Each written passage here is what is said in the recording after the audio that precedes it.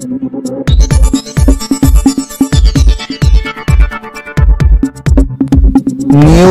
Forward. प्रश्न विचारू इच्छितो की शिक्षण मंत्र्यांनी नुकतंच अधिवेशनामध्ये आपल्याला आश्वासन दिले, घोषणा केली आहे की येणाऱ्या काळामध्ये म्हणजेच 1 जून पासून आपल्याला अनुदान या ठिकाणी ते टप्पावार देणार आहे. याविषयी शिक्षक समन्वय संघाची भूमिका काय आहे? शिक्षक समन्वय संघाची भूमिका प्रथमतः तर या घोषणेचं 63,000 शिक्षक बांधवांच्या वतीनं स्वागतच करतो. त्याचं कारण असं की शिक्षण मंत्री संवेदनशील आहेत, त्यांनी मागचा एक टप्पा आम्हाला दिलेला आहे. पण त्या स्वागताबरोबर किंवा त्यांनी जो काही ही घोषणा केली त्या घोषणेचं स्वागत करत असतानाच आमच्या 63-70,000 जे काही शिक्षक बांधव आहेत त्यांच्या मनामधला जो काही शंका आहे, त्यांच्या मनामध्ये एक प्रश्न आहे की 9 नोव्हेंबर 2023 ला ऐन दिवाळीच्या काळामध्ये आम्ही आझाद मैदानावर बसलो होतो. आझाद मैदानावर संवेदन शिक्षण मंत्री स्वतः आले. स्वतः येऊन त्यांनी आमच्या समन्वय संघाचे ज्ञानेश चव्हाण असतील, आमचे जगदाळे सर असतील, सगळे जे काही बांधव तिथे उपस्थित होते त्यांच्यासोबत चर्चा केली. चर्चा करून एक पत्र काढलं त्यांनी आणि त्या पत्रामध्ये स्पष्ट सांगितलं होते की प्रतिवर्षी टप्पा देऊ, सप्टेंबरच्या संच मान्यतेनुसार टप्पा देऊ. मात्र त्या पत्र तिथंच हवेतच विरलं. ते पत्र देत असताना आमच्या सगळ्या शिक्षक बांधवांना त्यांनी सांगितलं की दिवाळी गोड करा. तिथं फराळाचं आम्हाला आणून दिलं, पेढे दिले, गोड दिलं आणि तिथून घरी आलो तर आज 8 महिने 9 महिने होऊन गेले. अजूनही त्या पत्राचं कुठंही कार्यवाही झालेली नाही. अशा घोषणा होतात. 13 सप्टेंबर 2019 ला सुद्धा मला असाच एक कटू अनुभव आलेला आहे की त्या अनुभवामधून आम्हाला एक शासनादेश काढला. नंतर शासनादेश आल्यानंतर सरकार बदललं आणि सरकार बदलल्यानंतर 19 महिन्याचा पगार कृती समितीच्या नावाखाली आघाडी सरकारनं आमचा गिळंकृत केलेला होता. त्यामुळे सगळ्या शिक्षकाच्या मनामध्ये भावना आहे, तीव्र अशा प्रकारचा असंतोष आहे. घोषणा नुसते कागद या माध्यमामधून आम्हाला न्याय मिळणार नाही, तर खऱ्या अर्थानं न्याय जर मिळवायचा असेल किंवा जी काही शिक्षण मंत्री असतील, शिक्षण मंत्र्यांनी जी काही घोषणा केली त्या घोषणेला खऱ्या अर्थानं मूर्त स्वरूप जर द्यायचं असेल तर शासनादेश निघाला पाहिजे.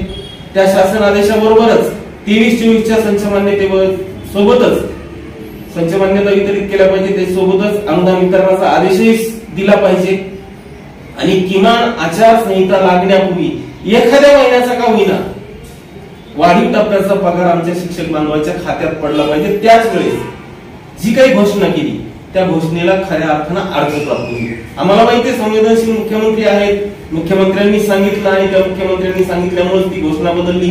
त्यासाठी आमचे भारत जामनिक असतील, सन्माननीय आमदार ज्ञानेश्वर म्हात्रे सर असतील, त्यानंतर रहाटे काका असतील, आमचे मराठवाड्याचे शिक्षक आमदार काळे साहेब असतील, सरनाईक साहेब असतील, सर्व शिक्षक आमदार त्यांनी प्रयत्न केले. प्रयत्नाची पराकाष्ठा करून 3 दिवसापूर्वी केलेली घोषणा बदलायला लावली.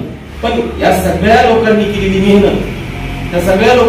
मेहनत आणि शिक्षण मंत्र्यांनी केलेली जी काही घोषणा आहे त्या घोषणेला जर मूर्त स्वरूप यायचं असेल आणि त्याच्या खऱ्या अर्थानं शिक्षकांना आणि सरकारला सुद्धा जर फायदा घ्यायचा असेल, शिक्षकांना फायदा झाला तरच सरकारला फायदा होणार आहे. आणि तो जर फायदा करून घ्यायचा असेल तर शासन आदेश, शिक्षकांना अनुदान वितरणाचे आदेश आणि किमान 1 महिन्याचा पगार आचारसंहितेपूर्वी खात्यात पडला पाहिजे. त्याच वेळेस त्या घोषणेला अर्थ प्राप्त होईल.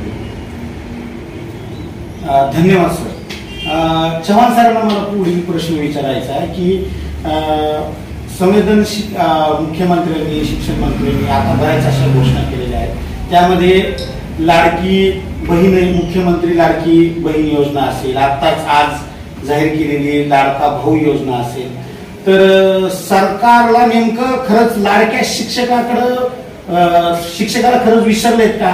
तुम्ही पाठीमागच्या फोटोमध्ये दिसताय, शिक्षण मंत्री तुम्हाला शब्द दिलता आणि मग आता हे एवढं मोठं चित्र असताना, कोट्यावधीचा निधी जात असताना शिक्षकाला मला वाटतं 1500 कोटी रुपये लागतात. मग याविषयी नेमकी पुढील आंदोलनाची ध्येय धोरण काय आहे? का तुम्ही शांतच बसणार आहात? संविधान मुख्यमंत्री शिक्षण मंत्री हा प्रश्न सोडवतील का समन्वय संघ ताकदीनं आता परत मैदानात उतरणार? निश्चितच सर, महाराष्ट्र सरकारने या अर्थसंकल्पामध्ये लाडकी बहीण ही एक योजना आणली. या योजनेचा जर आपण एकंदरीत योजनेचा खर्च जर बघितला तर जवळपास 45,000 कोटीच्या घरात आहे. आणि या महाराष्ट्रामध्ये 63,000 शिक्षक वर्ग असा आहे गेल्या 15-20 वर्षापासून विनावेतन काम करतात. या 63,000 पैकी किमान जवळपास 40%, 30 ते 40% यामध्ये सुद्धा महिला शिक्षिका आहेत. मग ह्या महिला शिक्षिका या महाराष्ट्राच्या सन्माननीय मुख्यमंत्री असेल किंवा अर्थमंत्री असतील, उपमुख्यमंत्री असतील, यांच्या त्या लाडक्या बहिणीनं असू शकत नाही का? पण यांना सुद्धा सरकार त्याच भावनेने न्याय का देऊ शकत नाही? यांच्यासाठी संबंध 63,000 शिक्षकांसाठी फक्त 800 कोटीची तरतूद लागते. म्हणजे एकीकडे मागणी नसताना 45,000 कोटी खर्च करण्यास शासन तयार आहे आणि एकीकडे गेल्या 15-20 वर्षापासून आमच्या ज्या काही बहिणी असतील ज्या विना वेतनावर आपला संसाराचा गाडा चालवत आहेत, आमचे जे काही बांधव असतील ते अनेक संघर्ष करून या ठिकाणी आपला संसार चालवत आहेत, अनेक हे अपयश त्या ठिकाणी ते सहन करत आहेत. त्या 63,000 पैकी जे काही बांधव आहेत त्यांच्या ज्या काही बायका किंवा पत्नी मुलं बाळ असेल त्या सुद्धा या मुख्यमंत्र्यांच्या बहिणी असू शकत नाही का? मग त्यांना सुद्धा या वेदना त्या ठिकाणी सहन करावं लागू राहिल्या. आणि एकीकडे हा शिक्षक विना वेतन शिक्षक ही भूमिका बजावत असताना, नोकरदार असताना त्यांना त्यांच्या बायकांना त्या लाडक्या बहिणीपासून वंचित राहावं लागतं. म्हणजे त्यांना त्या योजनेचा सुद्धा लाभ नाही आणि एकीकडे आपल्या स्वतःच्या पतीला, स्वतःच्या नवऱ्याला हक्काचा पगार सुद्धा नाही. अशा दोन्ही बाजूना त्या ठिकाणी एक अन्याय आमच्या त्या पत्नींवर, त्या शिक्षक बांधवांच्या बायकांवर होतोय. पण या सर्वांचा विचार खरं तर माननीय मुख्यमंत्र्यांनी करायला पाहिजे. आता आपण सांगताय की शिक्षक समन्वय संघाची नेमकी काय भूमिका आहे किंवा संबंधित माननीय शिक्षण मंत्री यांनी केलेल्या घोषणेत तुम्ही समाधानी आहात का? आताच आदरणीय दीपक कुलकर्णी सरांनी सांगितलं की यापूर्वी अनेक घोषणा झाल्या. माननीय राज्याचे तत्कालीन मुख्यमंत्री असताना देवेंद्रजी फडणवीस साहेबांनी छातीला माती लावून एक घोषणा केली होती की या राज्यातल्या या शाळा एकदाच कायदे हिसाब करून तरी एकदाच यांना छातीला माती लावून यांना 100% अनुदान देण्याची आणि यांच्यासाठी 5,000 कोटीची तरतूद आम्ही करतो आहोत अशा पद्धतीची घोषणा केली होती. परंतु त्यामध्ये फक्त 1100 कोटीची एक भरीव तरतूद करून एकच टप्प्याचं नियोजन तत्कालीन सरकारने केलं. मग त्यानंतर पुढे त्याचं काय झालं त्या घोषणेचं अजूनपर्यंत आम्हाला त्याचं उत्तर मिळालं नाही. म्हणून आता जी काय घोषणा झाली, सरांनी सांगितल्याप्रमाणे मागं सुद्धा सन्माननीय या राज्याचे शालेय शिक्षण मंत्री, ज्यांना एक ऐतिहासिक शिक्षण मंत्री असं म्हणतो आम्ही, की ज्यांनी शिक्षकांसाठी खरंच भरभरून देण्याची दानत त्यांच्यामध्ये आहे, स्वतः मैदानात आले. मैदानात येऊन कुलकर्णी सर असतील, आम्ही बरेच समन्वयक होतो, यांच्यासोबत बसून चर्चा केली. चर्चा करून आम्ही त्यांना आमच्या जे काय रास्त मागण्या आहेत त्या रास्त मागण्या प्रामाणिकपणे सांगितल्या. दिवाळीचा वेळ होता, दिवाळीची वेळ होती, राज्यातले हजारो बांधव त्या ठिकाणी न्याय मागण्यासाठी येऊन बसले होते. या सगळ्या गोष्टी करत असताना अतिशय आश्वासक असं आश्वासन आम्हाला दिलं आणि ते देत असताना आम्हाला स्पष्ट सांगितलं होतं की आम्ही येत्या पुढील वर्षापासून प्रतिवर्षी, म्हणजे पुन्हा तुम्हाला वारंवार आंदोलन करायची गरज नाही, प्रत्येक वर्षी तुमचा टप्पावार हा येणाऱ्या सप्टेंबर संचमान्यतेच्या आधारे जे मान्य शिक्षक होतील त्या सर्व शिक्षकांना प्रतिवर्षी टप्पा लागू होईल आणि येणाऱ्या पुढच्या वर्षापासून पुढचं वर्ष, आता नोव्हेंबर मध्ये दिलेला शब्द हा पुढचं वर्ष म्हणजे 1 जानेवारी 2024 आम्ही सर्वांनी धरलं. जरी त्याच्यामध्ये स्पष्ट तारीख नसेल पण पुढचं वर्ष म्हणजे 24च असतं असं आम्ही गृहीत धरतो आणि 1 जानेवारी 24 पासून पुढचा टप्पा आम्हाला दिला जाईल अशी भावना धरून किंवा असा विश्वास ठेवून आम्ही तत्कालीन आंदोलन तात्पुरतं स्थगित केलं होतं. सन्माननीय शिक्षण मंत्री महोदय स्वतः मैदान आल्यानंतर एक राज्याचा प्रमुख, शालेय शिक्षण विभागाचा प्रमुख जर आश्वासन देत असेल तर निश्चितच आंदोलन करताना एक पाऊल मागे यावं लागतं. ही भावना मनामध्ये ठेवून उपस्थित सर्व शिक्षक बांधवांना विश्वासात घेऊन त्यांना सगळ्याच्या सहमताने ते आंदोलन आम्ही त्या ठिकाणी तात्पुरतं थांबवलं होतं. त्याही आंदोलनात आम्हाला शिक्षण मंत्री महोदयांनी दिवाळीचा खाऊ दिला होता, सर्वांनी आनंदाने तो खाऊ घातला. परंतु जो खाऊचा गोडवा आजही आमच्या तोंडात कायम आहे. त्यामध्ये आम्हाला अजूनही पाहिजे तो न्याय मिळाला नाही. म्हणून त्या ठिकाणी तो न्याय मिळावा आणि आता ह्या घोषणा पुन्हा त्याच घोषणावानी त्या ठिकाणी तिचं पुनरावृत्ती होऊ नये त्या अनुषंगाने गेल्या 12 जुलैपासून आम्ही जालना जिल्हा परिषद समोर महाराष्ट्रात या जालना जिल्ह्यातील सगळे अंशतः अनुदानित बांधव जेवढे काही या जिल्ह्यामध्ये अंशतः अनुदानित बांधव वेतनावर काम करते ते त्या घोषणावर समाधानी नाहीये हे शासनाला त्या ठिकाणी दाखवायचं आहे.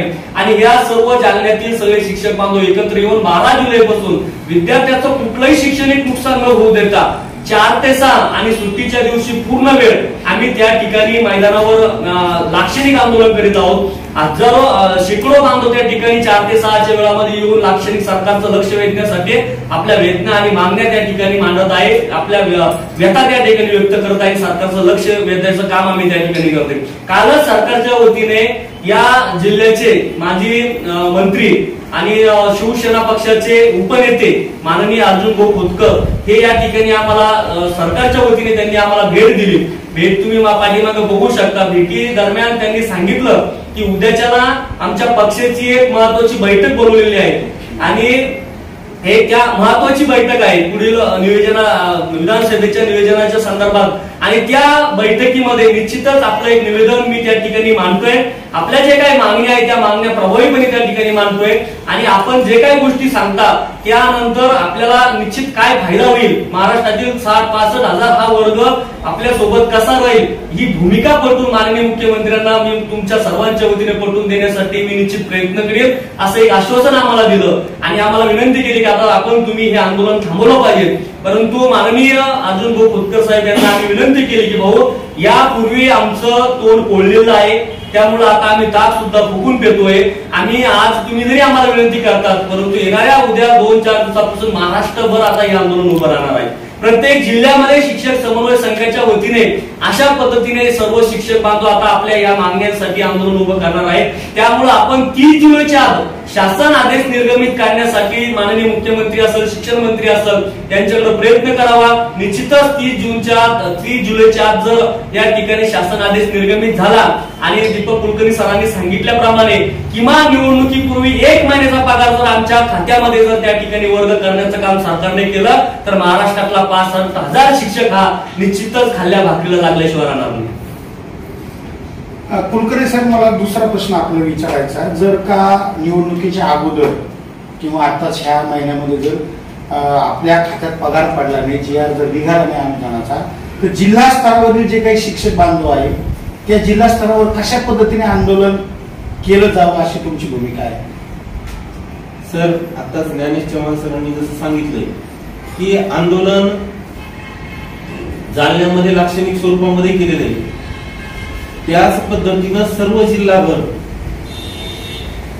30 तारखेच्या आत 30 जुलैच्या आत आमचा शासन आदेश निघावा, कॅबिनेट निर्णय व्हावा, शासन आदेश निघावा आणि अनुदान वितरणाचा आदेश सुद्धा निघावा. यासाठी प्रयत्न शासनाने करावेत आणि तो निर्णय घ्यावा.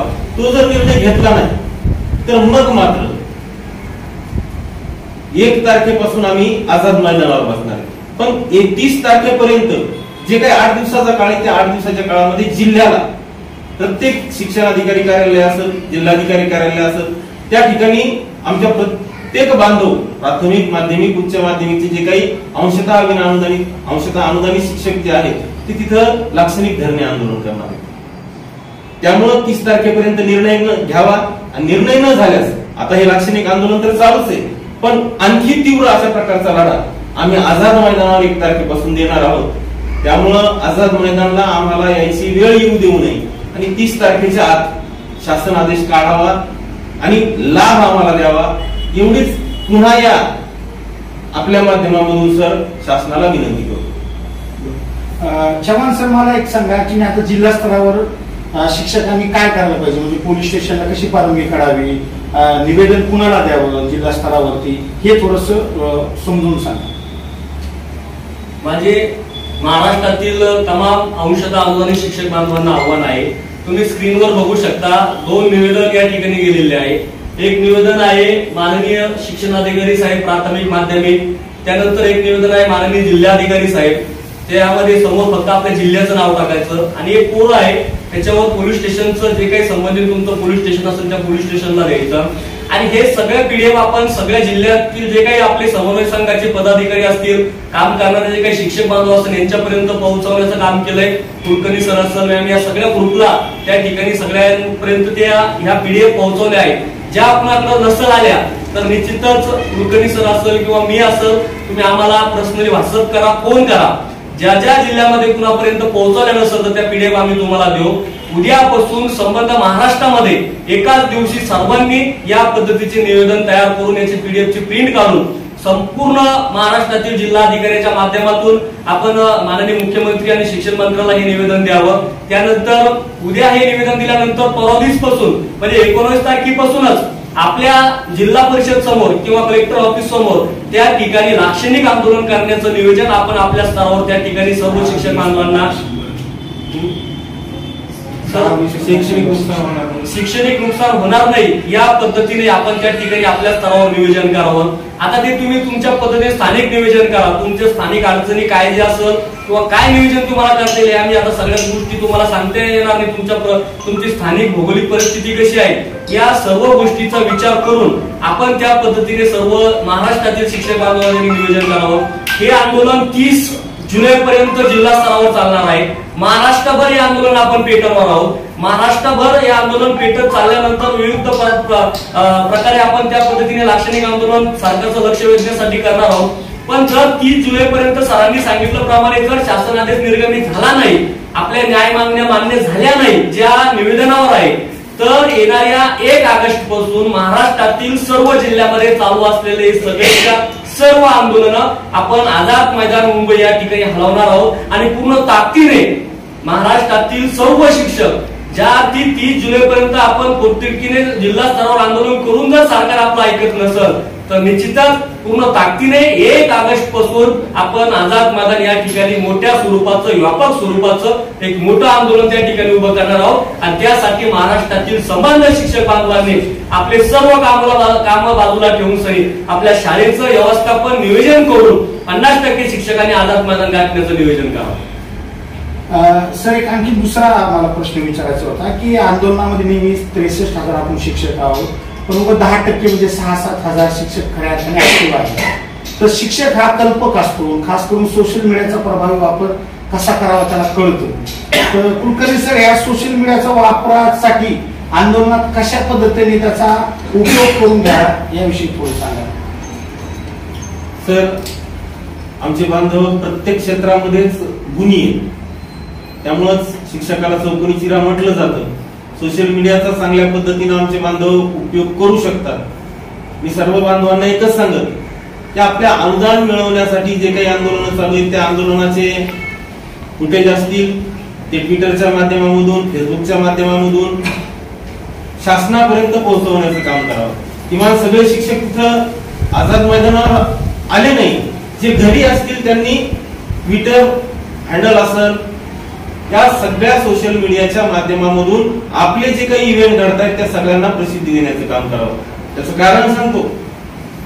लाडकी बहीण योजना आली, ती लाडकी बहीण योजना आल्यानंतर आमचे जे काही तरुण मित्र बांधव आहेत ज्यांचं 18 ते 35 पर्यंत वय आहे, त्यांनी मग सोशल मीडियावर पोस्ट येत होत्या त्यांच्या की लाडक्या बहिणीचं झालं, भावाचं काय, दाजीचं काय, वेगवेगळ्या पद्धतीनं गमतीशीर किंवा मनोरंजनासाठी अशा पद्धतीनं पोस्ट त्यांच्या येत होत्या. आणि त्याची दखल घेऊन मला वाटतं आजच लाडका भाऊ योजना मुख्यमंत्र्यांनी घोषित केलेली. मग आपलं जे काही दुःख आहे ते आपलं दुःख खऱ्या अर्थानं मुख्यमंत्र्यापर्यंत, शिक्षण मंत्र्यापर्यंत, उपमुख्यमंत्र्यापर्यंत, शासनापर्यंत पोहोचवण्यासाठी सोशल मीडियाचा चांगल्या पद्धतीनं वापर करावा. मात्र हे करत असताना अनावधानानं सुद्धा अपशब्द वापरू नये याची सुद्धा खबरदारी घ्यावी एवढंच सगळ्यांना सांगतो. आणि आपला न्याय कशा पद्धतीनं मिळवता येईल यासाठी प्रयत्न करावे. धन्यवाद. आपण खूप छान पद्धतीनं समन्वय संघाच्या माध्यमातून महाराष्ट्रातील 63,000 शिक्षकांनी एकत्र यावं, पुन्हा एकजुटीने लढावं, आपला हक्काचा पगार आपण मिळवावा यासाठी तुम्ही भूमिका मांडली. नक्कीच आता यापुढे शिक्षक जिल्हावार सुद्धा आंदोलनाला उद्यापासून सुरुवात करतील आणि नंतर परत आपल्या हात दिल्यावरती आझाद मैदानावरती नक्कीच येतील अशा आशा व्यक्त करतो. आणि त्यांचे आणि इतर सर्व व्हिडिओ बघणाऱ्या बांधवांना सुद्धा विनंती आहे की ही लिंक हा व्हिडिओ जास्तीत जास्त शिक्षक बांधवांपर्यंत द्या. तुम्ही जर शाळेत गेले तर शाळेवर सुद्धा तुमच्या